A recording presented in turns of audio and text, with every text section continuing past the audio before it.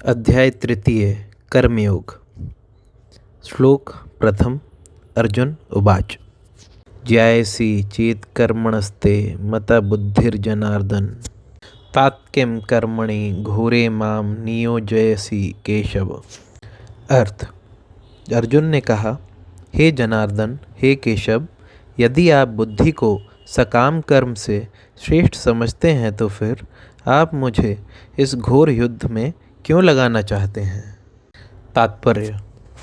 श्री भगवान कृष्ण ने पिछले अध्याय में अपने घनिष्ठ मित्र अर्जुन को संसार के शोक सागर से उबारने के उद्देश्य से आत्मा के स्वरूप का विशद वर्णन किया है और आत्म साक्षात्कार के जिस मार्ग की संस्तुति की है वह है बुद्धि योग या कृष्ण भावनामृत। कभी कभी कृष्ण भावनामृत को भूल से जड़ता समझ लिया जाता है और ऐसी भ्रांत धारणा वाला मनुष्य भगवान कृष्ण के नाम जप द्वारा पूर्णतया कृष्ण भावना भावित होने के लिए प्रायः एकांत स्थान में चला जाता है। किंतु कृष्ण भावनामृत दर्शन में प्रशिक्षित हुए बिना एकांत स्थान में कृष्ण नाम जप करना ठीक नहीं। इससे अबोध जनता से केवल सस्ती प्रशंसा प्राप्त हो सकेगी। अर्जुन को श्री कृष्ण भावनामृत या बुद्धि योग ऐसा लगा मानो वह सक्रिय जीवन से संन्यास लेकर एकांत स्थान में तपस्या का अभ्यास हो। दूसरे शब्दों में वह कृष्ण भावनामृत को बहाना बनाकर चातुरीपूर्वक युद्ध से जी छुड़ाना चाहता था।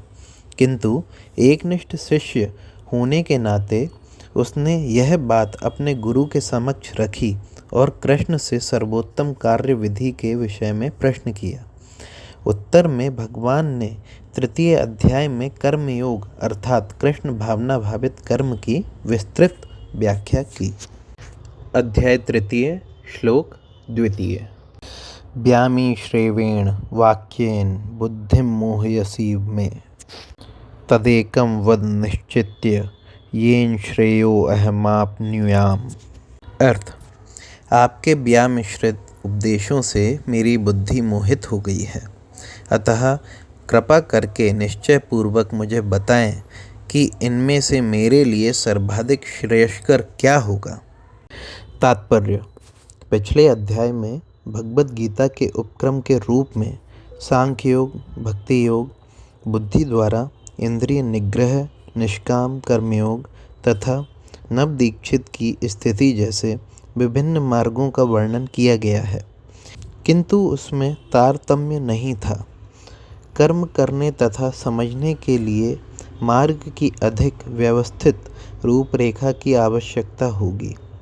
अतः अर्जुन इन भ्रामक विषयों को स्पष्ट कर लेना चाहता था, जिससे सामान्य मनुष्य बिना किसी भ्रम के उन्हें स्वीकार कर सके। यद्यपि श्री कृष्ण वाक् चातुरी से अर्जुन को चकराना नहीं चाहते थे, किंतु अर्जुन यह नहीं समझ सका कि कृष्ण भावनामृत क्या है, जड़ता है या कि सक्रिय सेवा। दूसरे शब्दों में अपने प्रश्नों से वह उन समस्त शिष्यों के लिए जो भगवद गीता के रहस्य को समझना चाहते हैं कृष्ण भावनामृत का मार्ग प्रशस्त कर रहा है। अध्याय तृतीय श्लोक तृतीय। श्री भगवान उवाच।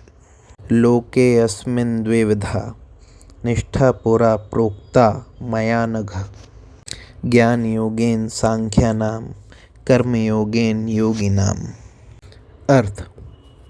श्री भगवान ने कहा, हे निष्पाप अर्जुन, मैं पहले ही बता चुका हूँ कि आत्म साक्षात्कार का प्रयत्न करने वाले दो प्रकार के पुरुष होते हैं। कुछ इसे ज्ञान योग द्वारा समझने का प्रयत्न करते हैं तो कुछ भक्तिमय सेवा के द्वारा। तात्पर्य। द्वितीय अध्याय के 39वें श्लोक में भगवान ने दो प्रकार की पद्धतियों का उल्लेख किया है, सांख्य योग तथा कर्मयोग या बुद्धि योग। इस श्लोक में इनकी और अधिक स्पष्ट विवेचना की गई है। सांख्य योग अथवा आत्मा तथा पदार्थ की प्रकृति का वैश्लेषिक अध्ययन उन लोगों के लिए है जो व्यवहारिक ज्ञान तथा दर्शन द्वारा वस्तुओं का चिंतन एवं मनन करना चाहते हैं। दूसरे प्रकार के लोग कृष्ण भावनामृत में कार्य करते हैं, जैसा कि द्वितीय अध्याय के 61वें श्लोक में बताया गया है। 39वें श्लोक में भी भगवान ने बताया है कि बुद्धि योग या कृष्ण भावनामृत के सिद्धांतों पर चलते हुए मनुष्य कर्म के बंधनों से छूट सकता है तथा इस पद्धति में कोई दोष नहीं है।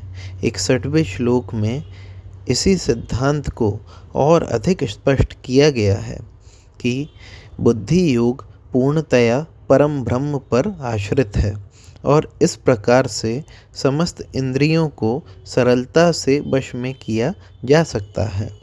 अतः दोनों प्रकार के योग धर्म तथा दर्शन के रूप में अनुन्याश्रित हैं। दर्शन विहीन धर्म मात्र भावुकता या कभी कभी धर्मांधता है और धर्म विहीन दर्शन मानसिक उहापोह है। अंतिम लक्ष्य तो श्री कृष्ण है, क्योंकि जो दार्शनिक जन परम सत्य की खोज करते रहते हैं वे अंततः कृष्ण भावनामृत को प्राप्त होते हैं। इसका भी उल्लेख भगवत गीता में मिलता है। संपूर्ण पद्धति का उद्देश्य परमात्मा के संबंध में अपनी वास्तविक स्थिति को समझ लेना है। इसकी अप्रत्यक्ष पद्धति दार्शनिक चिंतन है, जिसके द्वारा क्रम से कृष्ण भावनामृत तक पहुंचा जा सकता है। प्रत्यक्ष पद्धति में कृष्ण भावनामृत में ही प्रत्येक वस्तु से अपना संबंध जोड़ना होता है।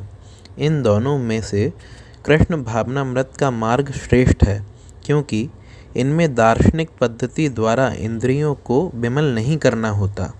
कृष्ण भावनामृत स्वयं ही शुद्ध करने वाली प्रक्रिया है और भक्ति की प्रत्यक्ष विधि सरल तथा दिव्य होती है।